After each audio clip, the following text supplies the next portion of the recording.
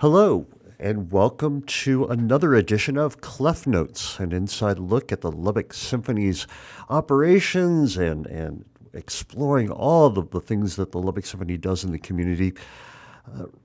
We want to thank Classical 105.7 for their support of this program. Every week, we're able to bring special guests to the program. This week, we have a very special guest, very close to me, very dear to my heart, my own daughter, Alyssa Wixson.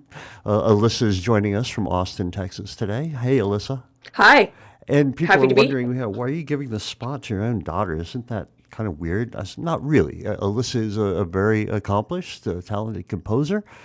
Tell us what you are doing right now. Sure. In a nutshell, first of all, I would say that I'm an experimental composer. That's Hmm. probably the best way to think about what I do, broadly speaking. Right. I compose music and improvise music and Hmm. Hmm. perform music that tends to be cutting edge in certain ways, or that tends to be outside of the norms of what we think about when we think of music Okay, so typically. give me But I, so going beyond you, just to break you into your bio here for a second. So beyond what you do, give me an example of another experimental composer that we would have or are familiar with. a lot of people, the first person who comes to mind for me that many people have heard of is John Cage. Right. Yeah, he's a very kind of classic 20th century example, but he was doing work that was in some ways similar to some of what I'm doing, where he was working with chance operations, he was working with found objects, and the way that he was structuring his compositions and the sounds that he was using in his compositions were very, very different. He was also very interested in things happening spontaneously that were not Hmm. directly tied to the pre-planning of the composer. So Right. he was So. interested in setting processes in motion rather than having fine control over every single sonic event that would Hmm. happen throughout the course of a composition, And which is something that I would say I share right, and that's a with him. lot. That takes some bravery. I mean, that is a certain kind of bravery that I would never have myself, because what you're doing is taking objects, instruments, whatever else that you can think of to throw into the mix to make us make sound, and then you're leaving it up to the listener's imagination to sort of fill in the rest, right? Because the Mhm. representations that you're trying to create aren't necessarily what we clearly define as music, right? Yeah, I would say that's true. I've definitely had people ask me,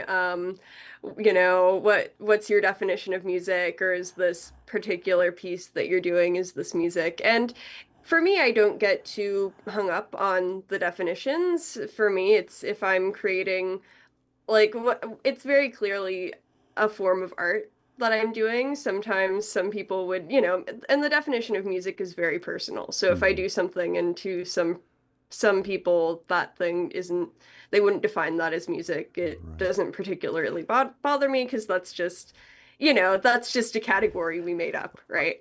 Yeah. Um, Right. What? but yeah, but it is outside the bounds of what a lot of people think of when they think of music. And I came up in a very classical background. I Yep. mean, I'm your kid. Yeah, right. And so your mother was a violinist and a pianist. Your father was a cellist, and we were pretty much in the main lanes of classical music. Yeah, Yeah. and I grew up in that. For our listeners who don't know, I grew up singing and playing piano, and I was in children's choirs and Hmm. did voice lessons where I was singing songs from 24 Italian songs and arias, and Right. I was pretty mainstream, but I was always curious and I was always interested in pushing the boundaries. And Hmm.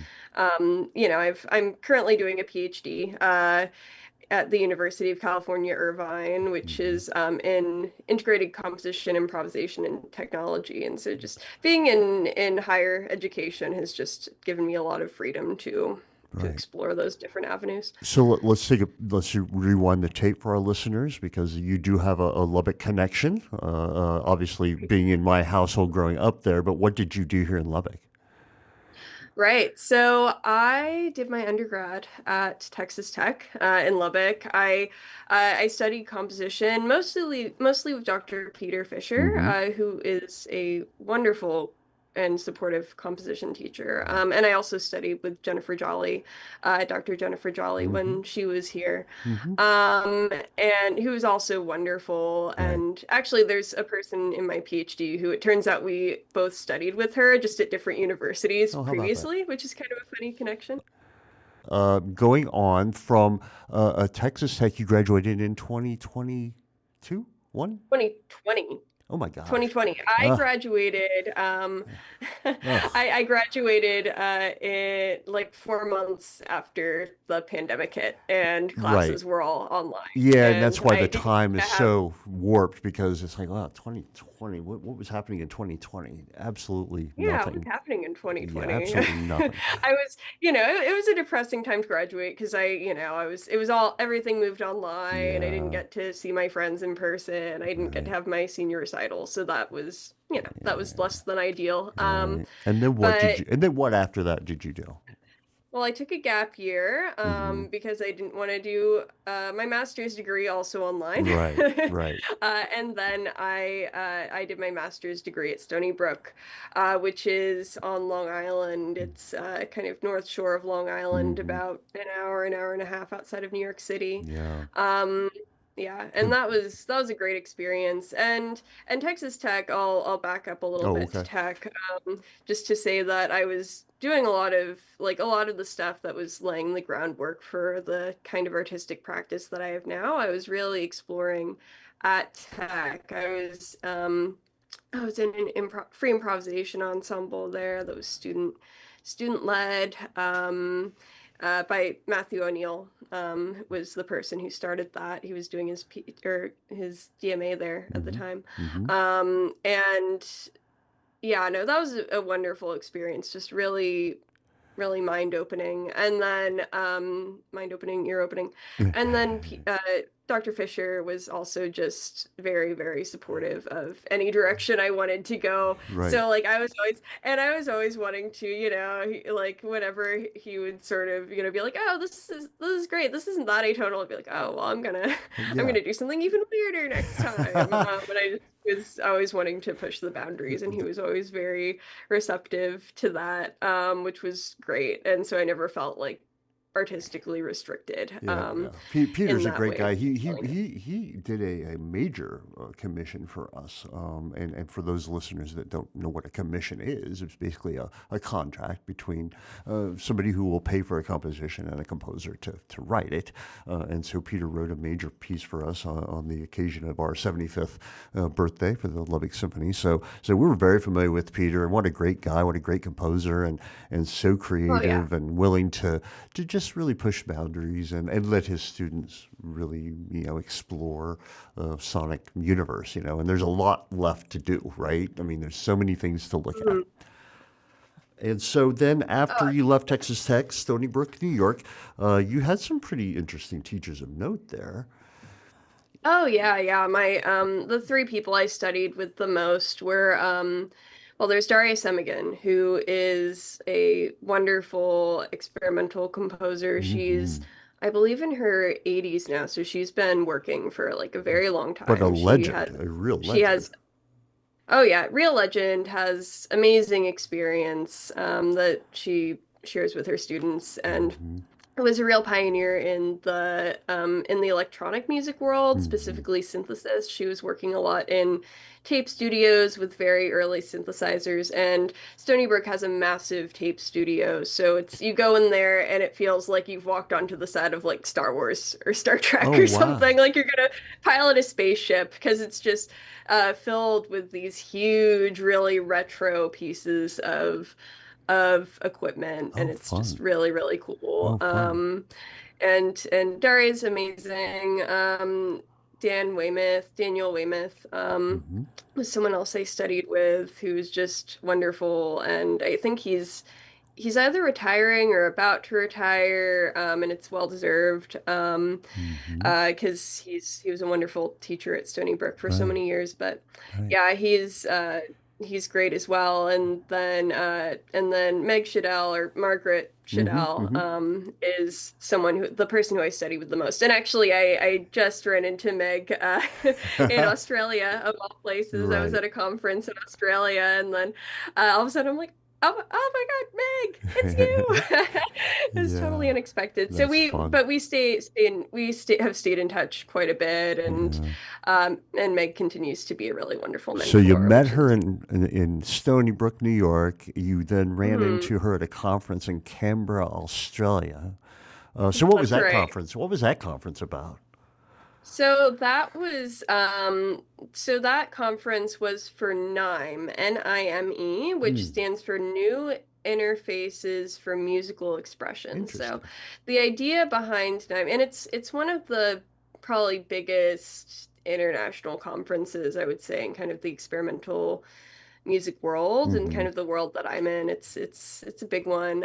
Were you an And it was audience in member? Were you an audience member? I was a performer and Whoa. composer. Whoa. Okay. All right. And how did that go? It went very well. It was my collaborator Oliver George Brown and I were we had a piece that we had composed about a year and a half ago. That's Mhm. sort of been we've sort of been iterating on it, and we performed it on the final concert, and it went really wonderfully. It Hmm. was, it was my brag for that is that it was a 20-minute piece, and one of the keynote speakers told us it could have been longer, Wow, that's really cool. which was a huge compliment. Because yeah, most people 20 minutes, they're like, oh, But that please brings stop. up an interesting question, and maybe uh, uh, deserves a longer conversation. But my question for a modern composer, especially an experimental composer, I mean, you're really on the cutting edge. You're really trying to push the boundaries of what is possible for performers to do in a live situation. So with Hmm. that, how do you make this listenable? So a 20-minute piece to me, when I think about modern compositions, that could be a lot. I mean, that could be a lot on my Hmm. brain and it could be a lot for me to digest. How do you make it more listenable? I mean, I think it's kind of the same tools that I would use for any composition. So like whether I was writing something that was more traditional, which I do sometimes. I mean, the thing that I wrote for the sound series for y'all was definitely like I wouldn't say it was conventional, but it was more conventional than many of the things that I Yes, write lately. I It would had agree. pitches and rhythms and words. Right. Right. Uh, yeah, it was it that was a fun project also. But Hmm. the I would say, and I also write film scores, but from time to time I just rapped on a film score, which Oh, was wow. Okay. great. You're Short busy, film busy. score, Uh-huh. not a feature.